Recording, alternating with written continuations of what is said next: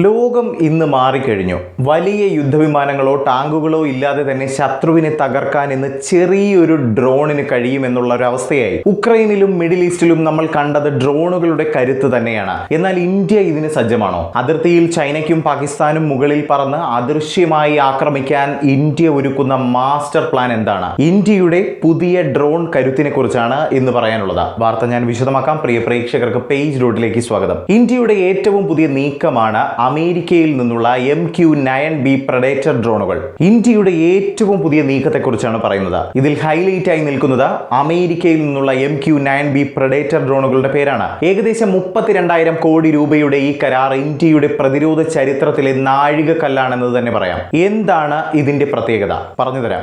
40 മണിക്കൂറിലധികം തുടർച്ചയായി ആകാശത്ത് പറക്കാൻ ഇതിന് സാധിക്കും. അതായത് ലഡാക്കിലെ അതിർത്തിയിലോ ഇന്ത്യൻ മഹാസമുദ്രത്തിലോ ശത്രുവിന്റെ ഓരോ ചലനവും നിശബ്ദമായി നിരീക്ഷിക്കാനും ആവശ്യമെങ്കിൽ ഹെൽ ഫയർ മിസൈലുകൾ ഉപയോഗിച്ച് അവയെ നിമിഷ നേരം കൊണ്ട് തകർക്കാനും ഈ ഡ്രോണുകൾക്ക് കഴിയുമെന്നതാണ്. പൈലറ്റ് ഇല്ലാത്ത ഈ കൊലയാളി ഡ്രോണുകൾ ശത്രുവിന്റെ റഡാറിൽ പോലും പെടില്ല എന്നതാണ് സത്യം. അമേരിക്കൻ ഡ്രോണുകൾ മാത്രമല്ല, ഇന്ത്യ സ്വന്തമായും ഡ്രോണുകൾ വികസിപ്പിക്കുന്നുണ്ട്. ഇന്ത്യയുടെ DRDO നിർമ്മിച്ച തപസ് ഡ്രോൺ ഇതിനോടകം തന്നെ പരീക്ഷണങ്ങൾ പൂർത്തിയാക്കി വരികയാണ്.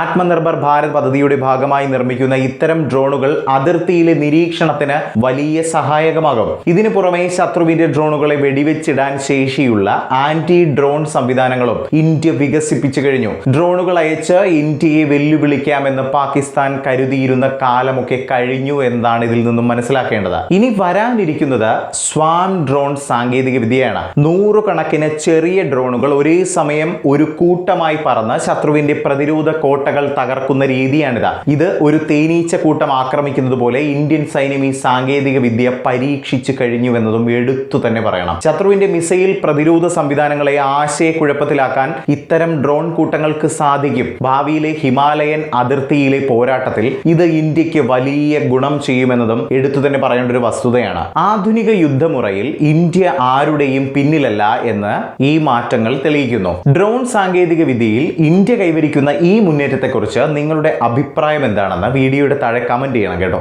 വീഡിയോ ഷെയർ ചെയ്യാനും ചാനൽ സബ്സ്ക്രൈബ് ചെയ്യാനും മറക്കരുത്. അടുത്തൊരു വീഡിയോയുമായി നമുക്ക് ഉടൻ തന്നെ കണ്ടുമുട്ടാം. ജയ് ഹിന്ദ്.